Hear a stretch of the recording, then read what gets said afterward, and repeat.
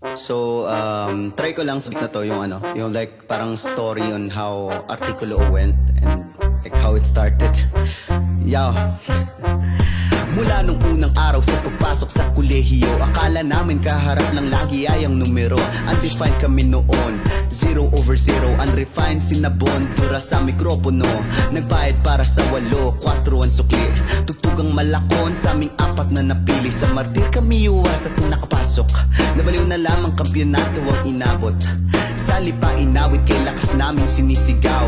Patuloy lang ang kapit, wag kang bibitaw. Hindi sinwerte, di umuwi ng luwaan. Patuloy lang ang tugtog, nagtipo ng karanasan. Si Justin ay nakilala, gitara winawalis. Narinig namin ang boses na grabe mabangis. Nag-aral buwan lumipas at tanghalan tumaya. Tumugtog at naniwalang bata sisikat ka. Nakilala ang bahista, low-key ang galaw. Hindi biyasa pero pag nagsaing di halaw. Ilang pang paghahanda, malinis maganda. Musikang papakinggan ng umihiyaw na madla. Pangalawang taon sa Battle of the Bands ng alawa. Konstelasyon umabot sa Kalambato do suporta. Dumating ang Desyembre, bantang hindi naihinto.